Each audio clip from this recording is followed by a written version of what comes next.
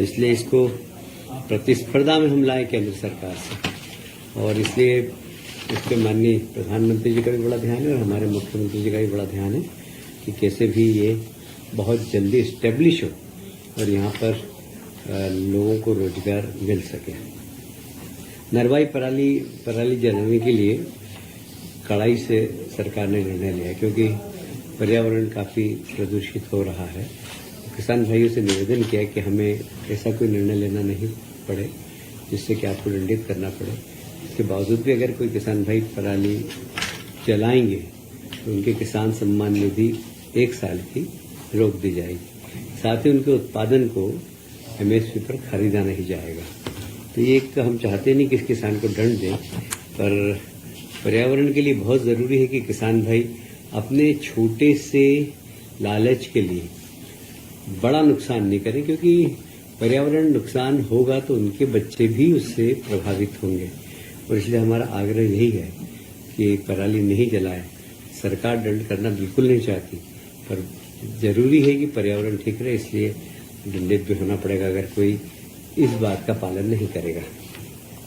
2028 की स्थानांतरण नीति ये मंत्रिमंडल ने आज स्वीकृत की है और इसमें यह स्थानांतरण 1 से 30 मई तक किया जाना जरूरी है और 30 मई तक ई ऑफिस में सारे स्थानांतरण डालना होंगे। यदि उसके बाद यदि कोई स्थानांतरण किया तो वो स्थानांतरण नहीं हो पाएगा। इसलिए 30 मई के पहले सभी माननीय मंत्रियों से आग्रह किया गया है कि वे स्थानांतरण 30 मई तक कर लें। अब उसका रेशो में भी थोड़ा सा चेंज किया है, क्योंकि हमें 2000 तक जो 200 तक जो पद है उसमें 20% तक ट्रांसफर कर सकेंगे और 201 से लेकर 1000 तक कुल उसमें 15% ट्रांसफर कर सकेंगे और 1 से लेकर 2000 तक की संख्या तक में 10% ट्रांसफर कर पाएंगे। इस प्रकार लगभग 2001 से अधिक को 5%। तो ये एक थोड़ा सा परिवर्तन किया गया है। माननीय मंत्रियों का आग्रह था, माननीय मुख्यमंत्री जी ने स्वीकार कर लिया और इसको हमने ट्रांसफर नीति 1 मई से लागू हो जाएगी। 30 मई के पहले हम इसको करा देंगे। इसमें एक था कि स्वैच्छिक जितने भी हैं उसको भी इस प्रतिशत में जोड़ा जाए। तो एक और सुविधा दी कि यदि कोई विभाग अपनी स्वयं की ट्रांसफर नीति बनाना चाहे तो बना सकता है और उस ट्रांसफर नीति को सामान्य प्रशासन विभाग से एक बार बताकर उसको स्वीकृत करा लें। तो विभाग अपनी सुविधानुसार ट्रांसफर नीति भी बनाने के अधिकार आज कैबिनेट में दिए हैं। उसमें परसेंटेज लागू नहीं होगा? यही परसेंटेज लागू होगा। इसका रिलेशन वही रहेगा 31 में? वही होगा। बट ये तो कॉन्ट्रोडिक्शन नहीं होगा जो आपकी यूनिटी और परसेंटेज में तो कुछ समझ मतलब थोड़ा क्लियर कीजिए। नहीं, ऐसा है कि पॉलिसी तो यही रहेगी। इस पॉलिसी के साथ साथ ही अब कहीं स्वैच्छिक का परसेंटेज ज्यादा हो गया तो फिर स्वैच्छिक अगर ज्यादा हो गए तो वो भी इसमें संख्या अगर जुड़ गई तो जो वास्तव में जिनका ट्रांसफर करना उनका ट्रांसफर नहीं हो पाएंगे। तो इसलिए कुछ इस प्रकार का बैलेंस करना पड़ेगा कि स्वैच्छिक ट्रांसफर भी हो और विभाग जिसको चाहे उसके भी ट्रांसफर। महंगाई भत्ते की किस्त आप सभी जानते हैं कि शासकीय कर्मचारियों की काफ़ी पुरानी डिमांड थी और माननीय मुख्यमंत्री जी ने इसकी घोषणा भी कर दी। तो मध्य प्रदेश शासन ने शासकीय कर्मचारियों को 1/7/24 से 3% एवं 1/1/25 से 2% महंगाई भत्ते की अतिरिक्त किस्त स्वीकृति की जा रही है। इसके फलस्वरूप अभी तक जो महंगाई भत्ता है वो 55% हो जाएगा और ये भारत शासन के बराबर हो जाएगा। और इसलिए महंगाई भत्ता मध्य प्रदेश वो राज्य है जो केंद्र सरकार के बराबर महंगाई भत्ता हमारे यहाँ के कर्मचारियों को दे रहा है। आपके ऊपर बोझ कितना है? मेरे कैलकुलेशन तो किया नहीं अभी, लगभग 3,500।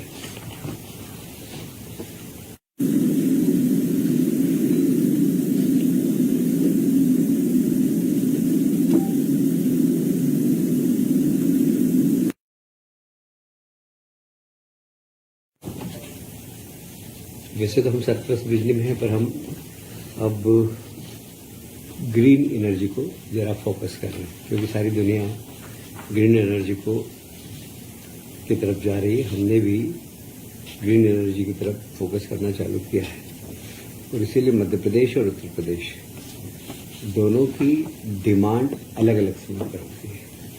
हमारी डिमांड खत्म हो जाती है जब उत्तर प्रदेश की चालू होती है, और इसलिए जब हमारे यहाँ बरसात आ जाती है तो वहाँ पे डिमांड चालू हो जाती है उत्तर प्रदेश में। हमारे बरसात में डिमांड कम होती है, तो इसलिए मध्य प्रदेश और उत्तर प्रदेश दोनों संयुक्त रूप से मिलकर एक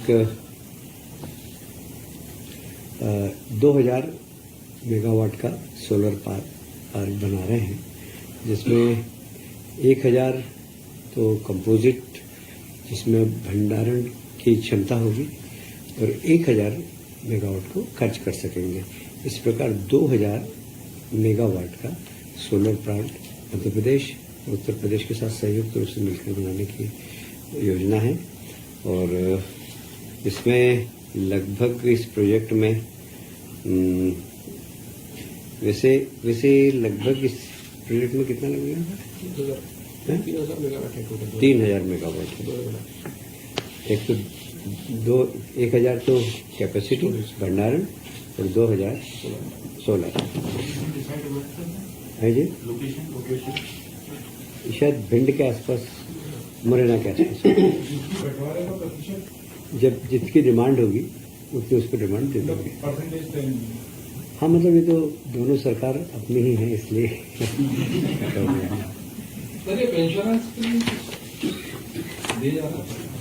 पता है मुझे अभी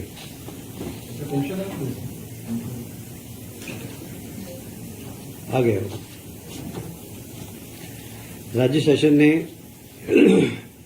एकीकृत पेंशन योजना के लिए भारत शासन के निर्देश पर एक कमेटी का गठन किया है, और यह कमेटी शासकीय कर्मचारियों के लिए वैकल्पिक रूप से यूनिफाइड पेंशन योजना यूपीएस किए जाने की प्रक्रिया पर विचार करेगी। इसमें 6 अधिकारियों की कमेटी बनी है। अशोक वर्णवाल, मनीष रस्तोगी जी, लोकेश कुमार जाटव, सुश्री तन्वी सुंदरयाल, अजय कटेसेरिया और जेके शर्मा। ये सब लोगों की कमेटी भारत शासन ने जो गाइडलाइन दी उसके अनुसार तय करेगी, जिससे कि यूपीएस योजना लागू कर सके और उसका लाभ पेंशनर को मिल सके।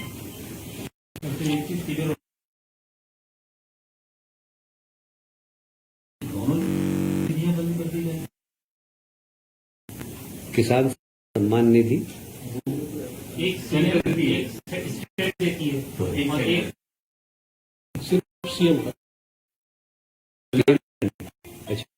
सीमा